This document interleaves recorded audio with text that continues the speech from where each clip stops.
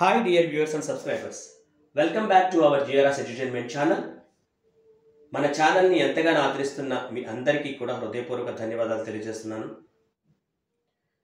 అలాగే మీరు కామెంట్స్ రూపంలో తెలియజేస్తున్నందుకు మీకు మరొకసారి ధన్యవాదాలు. మీకు దేనికి సంబంధించిన వీడియో కావాలన్నా సరే కూడా నాకు కామెంట్ రూపంలో తెలియచేయండి. దానికి తదనుగుణమైనటువంటి వీడియో నేను తయారు చేసి పంపడానికి ప్రయత్నం చేస్తాను. ఇక ఈరోజు ఒక కొత్త topic spoken English classes start చేద్దామని నేను భావిస్తున్నాను. దయచేసి ఈ ప్రయత్నాన్ని కూడా మీరందరూ ఆశీర్వదిస్తారని, తర్వాత ఈ స్పోకెన్ ఇంగ్లీష్ క్లాసెస్ని చక్కగా సద్వినియోగం చేసుకుంటారని భావిస్తున్నాను. మనం ఇంగ్లీష్లో మాట్లాడాలని అనుకుంటాం, కానీ మనం చేసే ప్రయత్నం కరెక్టా కాదా అనేటువంటి ఒక చిన్న సంశయం వల్ల మనం ఇబ్బంది పడుతూ ఉంటాం. కానీ కొంచెం కనుక మనం ప్రయత్నం చేస్తే ఇంగ్లీష్లో మాట్లాడటం చాలా తేలికైన పని, చాలా చాలా సులువైన పని. మన క్లాసులు రెగ్యులర్గా వీక్షించండి. అతి సులువుగా ఎలా మాట్లాడాలనేది నేను మీకు తెలియజేస్తాను. కానీ మీరందరూ ఒక ప్రామిస్ చేయాలి. ఏంటి అంటే, మీరు నేర్చుకున్నవి రోజుకొచ్చి 3 సెంటెన్స్ అయినా 4 సెంటెన్సెస్ అయినా ఖచ్చితంగా వాటిని ఉపయోగిస్తూనే ఉండాలి. దాని సమయం దొరికినప్పుడల్లా ఉపయోగిస్తేనే భాష వస్తుంది. లేకపోతే ఎటువంటి వాళ్ళు చెప్పినా భాష రాదండి. డెఫినెట్గా స్పోకెన్ ఇంగ్లీష్ క్లాసెస్ సక్సెస్ అవుతున్నాయంటే కారణం చెప్పేవాళ్ళు కన్నా నేర్చుకునే వాళ్ళు చేసే ప్రయత్నమే.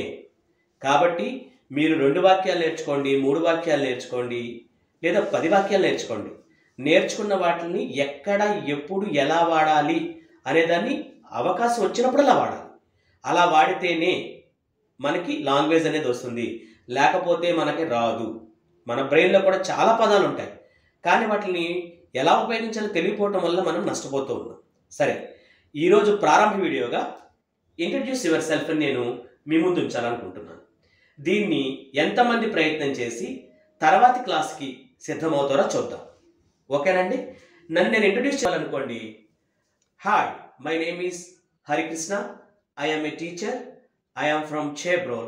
My hobbies are reading books and shooting videos అని చెప్తాను. కానీ మరి మీరు హాయ్ అని కానీ లేదా హలో అని కానీ రెండిట్లో ఏదో ఒకటి వాడండి. మై నేమ్ ఈజ్, ఇక్కడ బ్లూ కలర్లో ఉన్నాయన్నీ మీకు సంబంధించిన వ్యవహారాలు అనమాట అండి. మై నేమ్ ఈజ్ తర్వాత మీ పేరు, ఐఆమే మీరు ఏం చేస్తారనేది. ఇక్కడ హోమ్ మేకర్ అనేటువంటి పదం వాడాను. ఇది గృహిణి. ఇది కేవలం ఆడవారికి సంబంధించింది. కొంతమంది గృహిణులు ఉంటారు, వాళ్ళు చేసే వ్యాపకం చాలా ఎక్కువ అనుకోండి. ఇంటి చక్కబెట్టడం మామూలు వ్యవహారం కాదు. వాళ్ళు ఏం చెప్పాలంటే హోమ్ మేకర్ అని చెప్పాలండి. హోమ్ మేకర్ అంటే గృహిణి, ఇంటికాడే ఉంటారని. తర్వాత ఐఆమ్ ఫ్రమ్ చేబ్రోల్, ఇది మా ఊరి పేరు కాబట్టి నేను చెప్పాను. ఇక్కడ మీ పేరు పెట్టుకోవచ్చు మీరు. మై హాబీస్ ఆర్, మీకు చదవటం ఇష్టం అనుకోండి, రీడింగ్. ఖాళీ సమయంలో, హాబీస్ అంటే ఖాళీ సమయంలో చేసే పనులు. మీకు బొమ్మలేయటం ఇష్టం అనుకోండి, పెయింటింగ్. మీకు తోట పని ఇష్టం అనుకోండి, గార్డెనింగ్. మీకు ఊర్లో వెళ్ళటం ఇష్టం అనుకోండి, ట్రావెలింగ్. మీకు వంటలు ఇష్టం అనుకోండి, కుకింగ్. మీకు షూటింగ్ ఇష్టం అనుకోండి, షూటింగ్ వీడియోస్ అనమాట అండి. ఇలాగ మీకు నచ్చిన పనులు ఏవైనా సరే, మీకు ఏమైనా కొత్త పనులు కనుక తెలిస్తే నాకు కామెంట్ బాక్స్లో చెప్పండి. మీకు దానికి సంబంధించినటువంటి పదాలను నేను కామెంట్ ద్వారా తెలియజేస్తాను. Thank you so much for watching my video. Please like, share and subscribe.